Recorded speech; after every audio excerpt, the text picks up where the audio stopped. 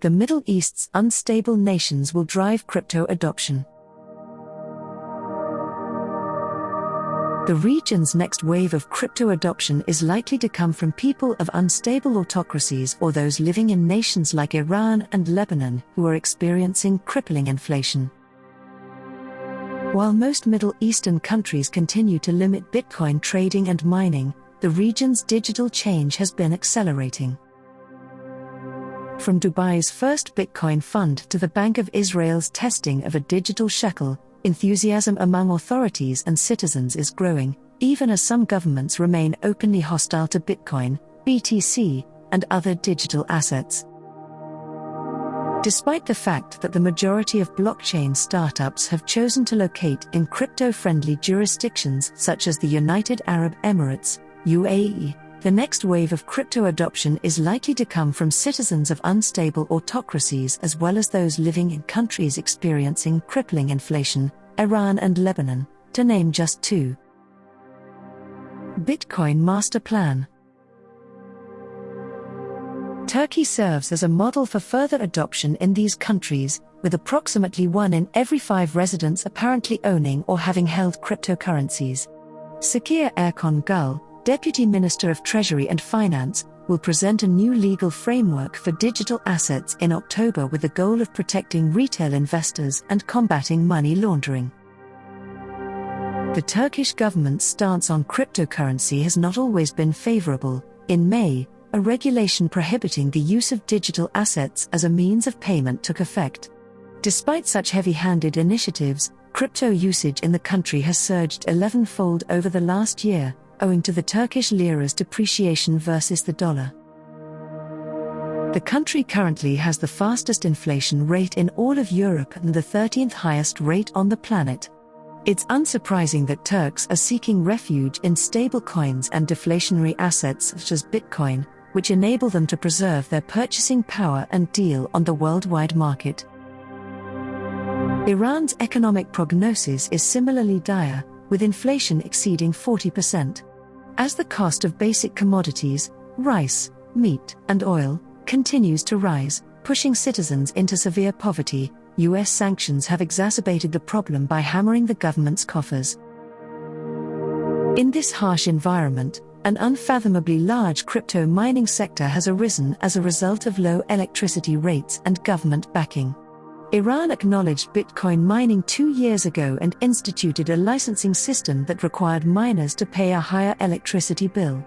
Additionally, miners were required to sell their mined Bitcoins to the central bank. Surprisingly, the country now accounts for approximately 5% of all Bitcoin mining worldwide. Following repeated blackouts earlier this year, President Hassan Rouhani ordered an immediate halt to all such operations until September 22. Meanwhile, Chinese crackdowns have prompted large miners to consider alternatives, with Iran likely to be top on the list, despite the present embargo.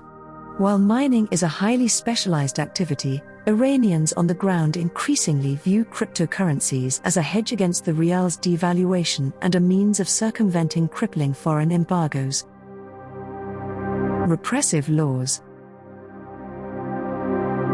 While many crypto services remain unavailable to ordinary Iranians due to geo-blocking, the usage of virtual private networks provides access to a slew of financial tools that are not regulated by the government, particularly those connected to lending and borrowing. Along with assisting citizens in escaping crushing inflation and devastating sanctions, cryptocurrency enables citizens to send and receive money more quickly and cheaply than ever before. This is particularly pertinent in Lebanon due to the diaspora. Up to 15 million Lebanese have departed the war-torn country, leaving behind an economic disaster.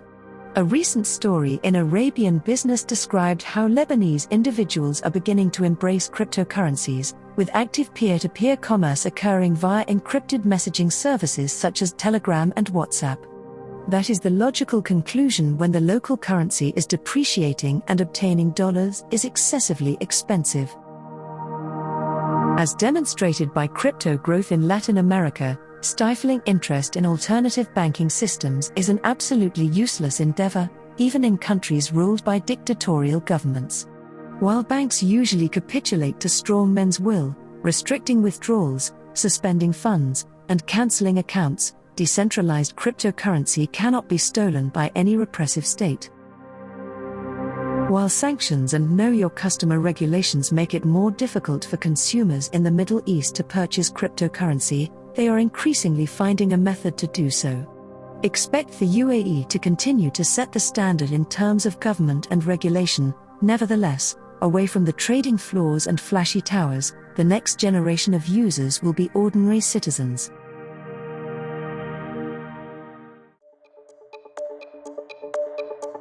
We hope you enjoyed watching and listening to this video. Please let us know your opinion in the comments area below. If you found our content useful, please like it and share it with your friends. Also, don't forget to subscribe to our channel and hit the notification bell for more crypto-related contents.